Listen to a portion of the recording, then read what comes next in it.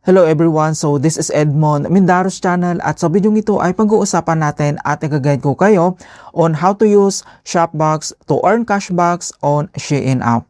So ang Shopbox mga kaibigan, kung ikaw ay bago lang, isa itong cashbacks at rewards platform na nagbibigay ng percentage money back kapag ikaw ay nag-shop online katulad ng Shopee, Lazada, TikTok, Shein, Zalora at marami pang iba.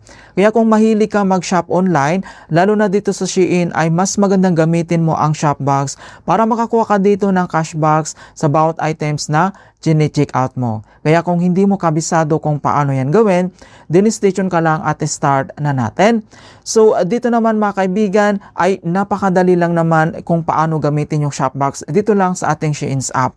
So ang gagawin mo lang dito ay pumunta ka muna dito sa Shopbox app bago ka mag-add to cart. So ito yung number 1 na kailangan mong gawin dito. So i-open mo muna dito yung Shopbox app mo. And then once na open mo na dito yung Shopbox app, so dito lang sa ating Shopbox homepage. And then kailangan mo lang hanapin dito yung Shein. So napakadali lang naman mahanap yan. So nandito ka agad siya. Or dito naman sa baba, makikita mo dito yung categories. Itap mo lang yan. And then dito naman sa under categories, kailangan mo lang hanapin dito yung Shein. So under lang dito sa fashion mga kaibigan, makikita mo kaagad dito. So ang next na step na ating gagawin, kailangan mo lang itap dito yung Shein. So remind ko lang, yung Shein app and then Shopbox dapat na iisang device kasi magre-redirect po yan mga kaibigan. Ayan, so dapat mas magandang nasa iisang device po sila. And once na open mo na dito yung Shein's app mo, so makikita mo naman dito yung details po niya. So dito, up to 11% cashbacks yung pwede natin makuha sa bawat items na chine-check out natin. So sa new customers, pwede kang makukuha dito ng 11% na cashbacks. Kapag existing customer ka na, 5% yung pwede mong makuha dito. So pwede mo naman i-view yung kanyang see all rates and conditions. Mas magandang bago ka mag-proceed, kailangan mo munang basahin ito para mayroon tayo ditong informations. Kung dito lang sa kanyang overview, makikita mo naman dito yung exclusions, refunds, cancellations, in no-shows, tracking disclaimers, other terms and conditions, yung cashback tips. Kailangan mong basahin dito bago ka mag-proceed. So, nandito naman yung kanyang exclusion. So, nandito naman yung mga kaibigan cashbacks na hindi tayo makakuha dito na cashbacks, kailangan mong basahin ito. Alright, kapag okay na, and then i-close mo lang. And then dito naman ay mayroon itong tinatawag na cashbacks timeline. So, hindi po kaagad-agad ay once nag-check out ka, makukuha mo kaagad yung cashback dito. Hindi po ganun. So, may process po yan.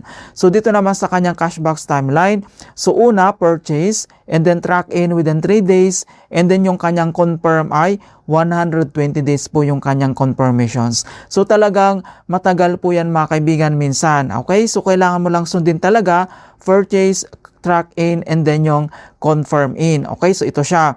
Kapag okay na, and then kailangan mo lang itap dito yung shop online. Alright, so once tinap mo yung shop online, ito yung sinasabi ko na magre-redirect sa Shein app po. So kaya dapat nasa isang device po sila. So dito na tayo sa ating Shein app. Hindi dito naman ay pwede ka nang mag-select dito kung anong items na gusto mong i-check out. Okay, so for example, ito yung items na gusto natin na i-check out. So select lang tayo dito. So itap mo lang. And then itap mo lang dito yung add to cart. Dito lang sa baba, and then dito lang sa ating top right corner. So makikita mo naman dito yung ating add to cart basket. So itap mo lang yan. And then kailangan mo lang itong i-select, and then kailangan mo lang itong i-check out. So dito naman napakasimple lang talaga. So itap mo lang dito yung check out. Kapag na-receive mo na yung items, doon na siya mag-start mag-process po yan. So ganun lang po siya kadali kung paano gamitin ang Shopbox dito lang sa ating Shein's app. So kailangan mo lang i-add to cart and then i-check out mo lang. Ganun lang kasimple talaga.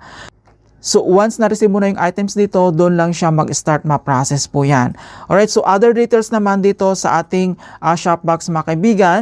So kapag nakaipon ka na dito ng 200 pesos mga kaibigan, so pwede mo naman yan i-withdraw na. So yan yung pinaka-minimum dito na pwede nating i-withdraw, 200 pesos po. Kapag mayroon ka nang nakita dito sa available na cashbacks na pwede natin i-withdraw, 200, pwede mo naman yan i-withdraw. So ilalagay ko sa description box yung other tutorials tutorials ko kung paano mag-withdraw dito, mga kaibigan. So ilalagay ko sa description box. So dito naman kung ano ba yung ibig sabihin ng lifetime earnings. So ang dami kasi nagtatanong kung ano bang ibig sabihin ng lifetime earnings.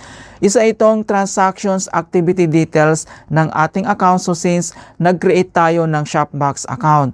So diyan mapupunta yung cashbox in, cashbox out, yung referral cashbox natin, and other details mga kaibigan dito. Yung games cashbox natin dito mapupunta sa lifetime earnings. Kung ano lang yung pwedeng ilagay dito ni Shopbox mga kaibigan na available to withdraw, yun lang yung amount na pwede natin i-withdraw dito.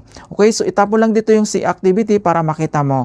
Ayan, so makikita mo dito yung available to withdraw, track subject to confirmations, and then yung na-withdraw natin, dito mo makikita.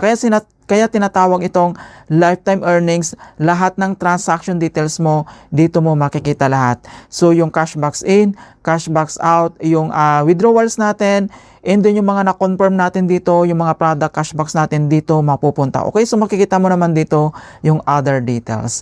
Alright, so ganoon lang po kasimple mga kaibigan kung paano gamitin ang Shopbox dito lang sa ating Shein app. So remind ko lang, bago mo gamitin ito, kailangan mo munang pumunta dito sa Shopbox bago ka mag-add to cart. So wag ka muna mag-add to cart, kailangan i-click mo na muna dito yung Shopbox app mo, and then hanapin mo lang dito yung Shein, and then magre-redirect ka sa Shein app mo, and then doon ka na pwedeng mag-add to cart, and then i-check out mo na, and then after check out, na-receive mo na yung items, so doon na mag-process yung cashbox mo.